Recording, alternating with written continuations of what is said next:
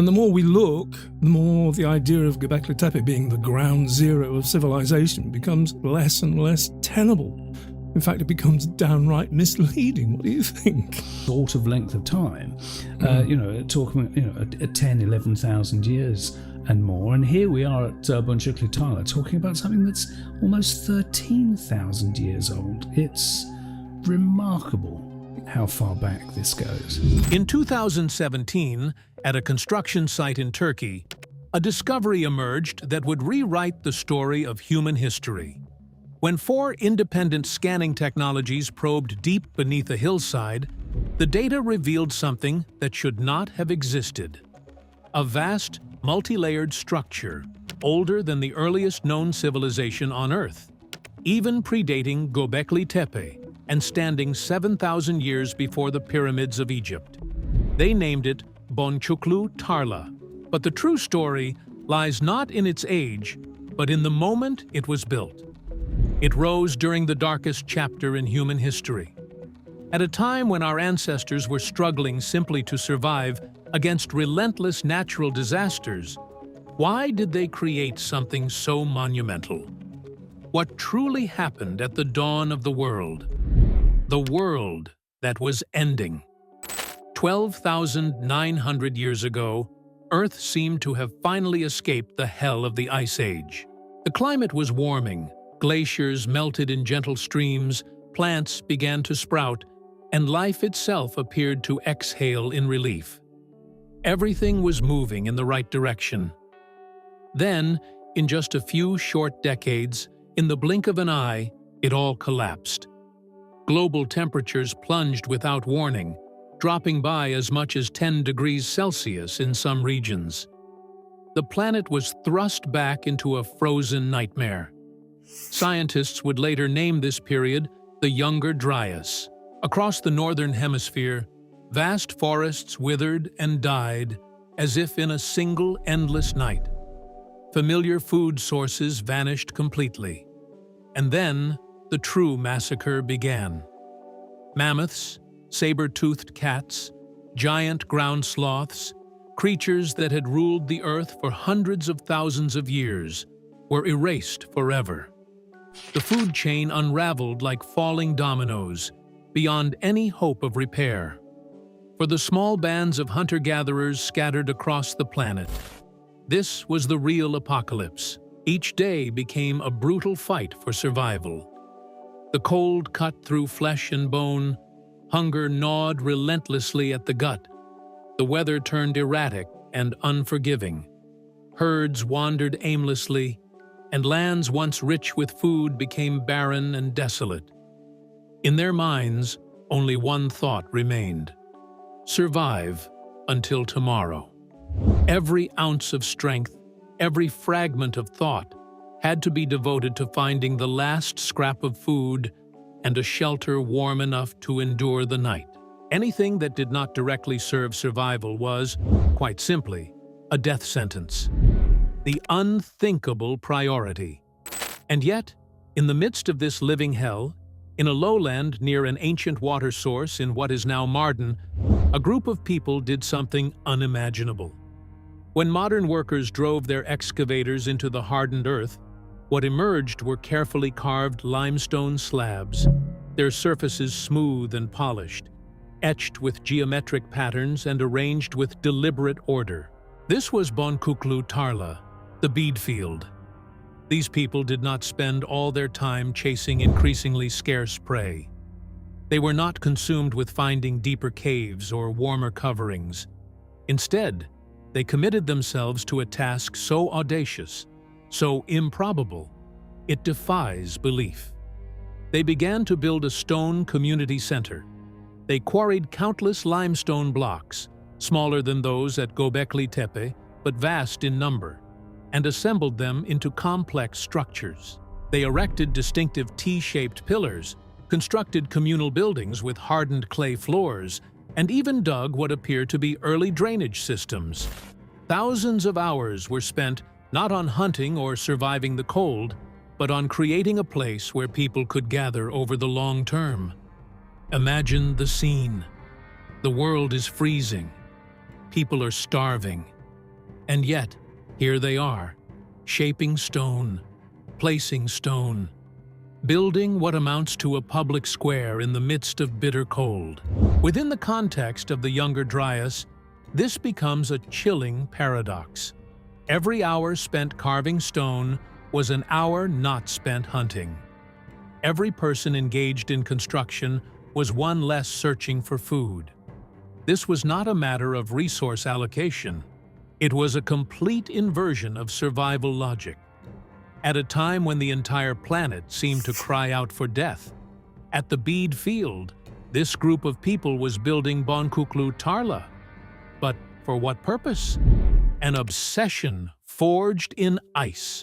The apparent irrationality of Boncuklu Tarla might be explained if it were an isolated phenomenon, a cultural oasis amid chaos. But it is not alone. This discovery forms a crucial piece of a much larger puzzle, confirming that what was found at Göbekli Tepe was not an exception, but part of a broader pattern. Boncuklu Tarla proves that the obsession with constructing monumental stone structures during this period was not a singular project on a sacred hill, but a widespread cultural movement. As archaeologists began to examine Boncuklu Tarla as a starting point, they uncovered an astonishing network. Nearby lies the monumental Göbekli Tepe, along with Karahan Tepe, which may be even older. Dozens of other potential sites have been identified, all sharing the same architectural signature: T-shaped pillars, intricate animal carvings, and a level of stone craftsmanship far beyond what was once thought possible for that era. These were not isolated villages. They were nodes in a complex cultural and religious network connected by a shared system of belief. And this obsession was not a fleeting moment. Archaeological layers at Boncuklu Tarla and other sites reveal continuous construction activity spanning more than 1,000 years, enduring throughout the harshest phase of the younger Dryas. This means that across countless generations, while the world remained locked in ice, these people remained committed to a single purpose: quarrying stone and building these communal centers. This was not a temporary response to crisis. It was a tradition, systematically maintained in the midst of catastrophe. The scale and persistence of this effort transform what first appears irrational into an even deeper mystery: the ghost of a social machine. Standard textbook explanations of Paleolithic societies often present a simple image. Humans lived in small, mobile groups, following herds and gathering wild plants, with egalitarian social structures in which no individual held excessive power or wealth. This model has long served as a foundation in anthropology, drawing a clear boundary between primitive hunter-gatherers and later agricultural societies. Yet, the physical evidence uncovered at Boncuklu Tarla delivers a decisive challenge to that model, one that may be even more profound than Göbekli Tepe. A ceremonial hilltop like Göbekli Tepe, despite its grandeur, could still be dismissed by skeptics as a temporary gathering place, perhaps a seasonal pilgrimage site for nomadic groups before they dispersed again. But Boncuklu Tarla tells a very different story. Its strategic location near a stable freshwater source, its early drainage systems, the complexity of its communal buildings, and the evidence of continuous daily activity all point to a deeper level of settlement and social organization. Consider the logistical demands required to build and sustain such a site. It would require a social machine whose components function in perfect coordination. There would need to be planners designing spatial layouts, skilled workers quarrying and shaping stone, artisans dedicating their lives to mastering the art of carving. Most critically, there must have been a large and stable system of food production or distribution, capable of sustaining an entire population of specialists who were not directly engaged in daily hunting or gathering. The existence of such specialized groups implies an inevitable conclusion. There must have been an advanced leadership structure, a system of social rules and governance, and perhaps even mechanisms for resource distribution, all capable of managing a community of thousands while coordinating construction projects that spanned generations. These are unmistakable signs of a society marked by social stratification and a high degree of labor specialization. The social machine required to create a prehistoric settlement like Boncuklu Tarla simply cannot be explained within the narrow limits of a basic hunter-gatherer model. The physical evidence lies there, embedded in the soil of the bead field, openly revealing a form of society once believed to have emerged only thousands of years later with the rise of agriculture. The familiar image of primitive cave-dwelling humans has collapsed entirely. The evidence has opened a vast gap in logic. We stand before the monumental achievements of a complex social system, yet the architects and operators of that system remain like ghosts, unknown and unaccounted for within any framework of human evolutionary history we have ever understood. The catastrophe as a blueprint. The collapse of the old social model forces us to confront the central question of this paradox, but now through a far sharper and more practical lens.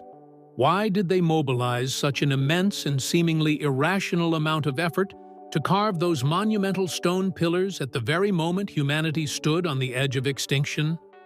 To grasp the full weight of this mystery, we must imagine the true reality of the younger Dryas. This was not simply a return of colder weather. It was an ecological apocalypse that arrived with terrifying speed. In less than a single human lifetime, global temperatures plunged. The oak forests and freshwater lakes that had sustained our ancestors suddenly dried up or froze solid.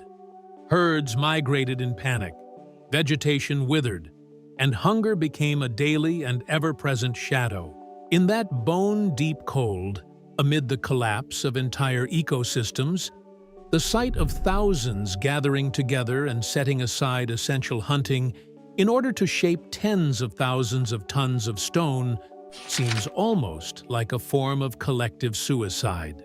Much of the academic argument until now has rested, often without realizing it, on one hidden assumption: that the construction of these megalithic complexes was a separate activity, a religious flowering that took place in spite of the desperate struggle for survival caused by climate disaster. It paints a picture of primitive zealots willing to starve in order to raise temples for the gods. But what if that basic assumption is entirely wrong? What happens if we reverse the whole framework? What if the creation of Boncuklu Tarla or Göbekli Tepe was not an act of extravagant belief carried out in defiance of catastrophe, but an effort triggered by catastrophe itself? What if the sweat, blood, and resources poured into these sites were not wasted energy, but a deliberate and vital investment in a collective survival strategy? This hypothesis is undeniably bold, even speculative, yet it carries a remarkable logical force that may resolve the paradox in full. It suggests that the T-shaped pillars, the subterranean chambers, and the water systems at Boncuklu Tarla were not merely temples where frightened people passively prayed to unseen powers. For the minds that created them, this architecture may have served a far more urgent and practical purpose. Perhaps these structures were a form of megalithic technology, a vast survival machine designed to interact with, monitor, measure, or in some way respond to the very environmental chaos that was consuming the world around them. We may need to redefine what technology meant in prehistory.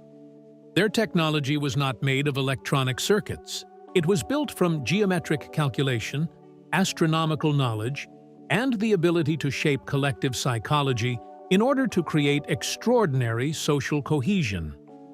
A complex like this may have functioned at once as a sky observatory for predicting disrupted seasonal patterns, as a knowledge center for storing ecological memory, and as a stronghold where resources could be concentrated and food distributed with discipline across the wider community. Rather than expressing surrender before the forces of nature, these monuments may have been the product of a deeply rational effort to decode and control the laws of a world that had gone mad. This interpretation transforms our ancestors before our eyes. They are no longer trembling worshippers huddled in dark caves, but systematic problem solvers stepping into the light as engineers of survival. The catastrophe did not destroy them. It forged them into great designers, using disaster itself as the blueprint that drove humanity forward. A lost science written in stone. For generations, archaeologists approached Stone Age sites, carrying a deeply ingrained lens of bias. When we see carvings on stone walls, our first instinct is to label them primitive art, animist belief, or shamanic ritual.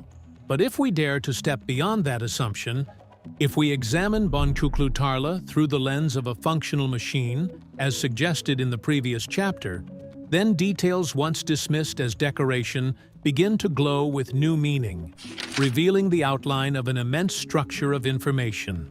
At Boncuklu Tarla, Göbekli Tepe, Karahan Tepe, and a chain of related sites stretching for hundreds of kilometers across the Fertile Crescent, what we encounter is not spontaneous drawing or the careless carving of untamed minds. Instead, we are faced with a symbolic language that is strikingly cold, disciplined, and consistent. Look closely at what they carved into stone. Venomous snakes winding across the surface, foxes baring their teeth, spiders, scorpions, vultures, and massive wild cattle known as aurochs. The deliberate repetition of this very specific list of animals across such a broad geographical region makes one thing clear. This was not a casual record of local wildlife or a reflection of what they had eaten for dinner. It was a standardized system of signs. A snake carved at Boncuklu Tarla appears to carry the same meaning as a snake at Göbekli Tepe many miles away. In other words, we may be looking at an alphabet, a source code, a shared language of prehistoric civilization. The existence of such a unified symbolic system implies something extraordinary. Their society was capable of communicating abstract ideas, sharing data, and linking minds across a vast territory. But what exactly were they writing? Boncuklu Tarla may not yet have revealed a perfect equivalent of a Rosetta Stone, yet it appears to share the same symbolic code as the legendary Pillar 43 at Göbekli Tepe, often called the Vulture Stone. Many respected specialists in archaeoastronomy now believe that the carvings on Pillar 43 are not mythological scenes, but an extraordinarily precise star map. The vulture, the scorpion, and the wolf-like figure seem to correspond closely to constellations in the sky, such as Sagittarius, Scorpius, and Lupus, during the 11th millennium before the Common Era. This stone map may be recording a catastrophic astronomical event, perhaps an encounter with debris from the torrid meteor stream, which some argue triggered the Younger Dryas climate disaster. Boncuklu Tarla appears to be one piece of that wider astronomical network. The deliberate arrangement of its subterranean rooms, the orientation of its walls, and the direction of its passageways seem unlikely to have been dictated by terrain alone. They may instead have been aligned to an astronomical grid, fixed on the point where the sun rises at the summer solstice or winter solstice, or designed to track the appearance of brilliant stars such as Sirius and Orion the Hunter. These structures may have been immense megalithic observatories. We may also need to redefine the word science. This was not science in the modern sense of sterile laboratories, microscopes, and quantum equations, yet it may represent the purest core of the experimental method itself: observation, recording, pattern recognition, and prediction. To recognize a phenomenon such as the precession of the equinoxes, the immensely slow wobble of Earth's axis that shifts the position of stars over a cycle of roughly 26,000 years, one cannot simply look up at the sky for a single lifetime. It requires a continuous body of observation extending across centuries, perhaps even millennia. A small nomadic band could not achieve that. It would require a class of knowledge keepers who devoted their lives to measuring shadows and tracking the slow drift of constellations, then encoding that complex data into animal imagery and carving it into eternal stone. The stones of Boncuklu Tarla may have been the hard drives of prehistory, a medium for storing and transmitting knowledge across generations. The ultimate purpose of this science would have been profoundly practical: to find order within chaos, to anticipate changes in climate, and to warn of celestial events that might threaten human survival. If we truly grasp that possibility, then standing before the ruins of Boncuklu Tarla becomes a chilling experience. The ghosts who built this place were not barbarians lost in the fog of prehistory. They may have been humanity's first astronomers, its first climate observers, its first engineers of risk and resilience. They possessed a deep, exacting understanding of the cosmos, a body of knowledge written in blood, sweat, and stone, one that modern civilization once arrogantly believed had only been invented a few centuries ago. That science once existed. It burned brightly in the darkness of the Ice Age before it was sealed away and surrendered to an eternal silence. The final act of sealing. The story of Boncuklu Tarla and the wider network of megalithic monuments from the same age ends on a note as bewildering and mysterious as the way it first appeared out of the void. Around 9,600 years ago, after more than a millennium and a half serving as a beacon of survival in the prehistoric world, the merciless cold of the younger Dryas finally began to fade. Earth's climate entered a remarkable state of stability. Vast glaciers retreated, green forests spread once more across the Fertile Crescent, and the mild, predictable, and abundant Holocene opened before humanity. The very age of prosperity our own species has been fortunate to inherit. The worst crisis of survival had passed. The time had come for humankind to multiply. And at that very moment, when liberation should have been celebrated, the descendants of those great architects carried out one final act, and perhaps the most shocking decision in all of archaeology. They brought an end to their own masterpiece. They did not continue carving new megalithic circles. They did not use these strong foundations to develop vast cities or the capitals of the first farming kingdoms. They chose abandonment. But this distinction matters greatly. This was not the slow decay of a place gradually left behind as people drifted away, nor was it the ruin of war. The stratigraphic evidence at Boncuklu Tarla, much like the strange patterns seen at Göbekli Tepe, reveals a deliberate act of burial, carefully organized and requiring a logistical effort almost equal to the original construction itself. Thousands were mobilized once again, not to quarry stone, but to move enormous quantities of earth, gravel, animal bone fragments, and broken rock, pouring them down from above, methodically filling the chambers, burying the carved pillars, until the greatest source of their pride vanished completely and became nothing more than a silent artificial mound lying flat beneath the grass. If these were simply sacred temples, why would anyone labor so intensely to bury their holiest sanctuaries alive, just as the gods had seemingly granted them a warmer world? Such an act defies ordinary religious instinct and even common psychology. But if we hold firmly to the idea proposed in Chapter 5, that these were tools, machines of analysis and survival designed specifically for a time of crisis, then this burial suddenly takes on a cold and piercing logic. The crisis was over. The apocalypse had passed.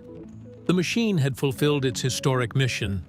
The new warm world no longer needed these somber observatories. That science, that heavy and haunting body of knowledge about the fragility of the world and the violence of celestial catastrophe, now had to be sealed away. Perhaps this was a form of inherited trauma, a need to bury the pain of the past in order to begin again. Or perhaps, at a deeper level, it was an act of preservation across time. They did not smash the stones. They protected them within the earth, as though creating a time capsule for the future. The construction worker operating an excavator in Mardin years ago did not merely uncover an ancient stone site. He may have torn open a seal in space and time, breaking into a legacy that our own wise ancestors had judged the people of a new age did not yet need, or were not yet ready to understand. And when we stand before the deep excavation pits at Boncuklu Tarla, looking into the eyes of those carved animals rising out of the darkness after 10,000 years, the question haunting scholars is no longer, how did they build something so extraordinary? The question that should send a chill through every one of us and force us to look again at our own civilization is this: what terrifying law of nature did they come to understand? And if they carefully buried this warning machine instead of destroying it, did they do so because they knew that one day, in some distant future, another generation of their descendants, perhaps even us, would need it once again?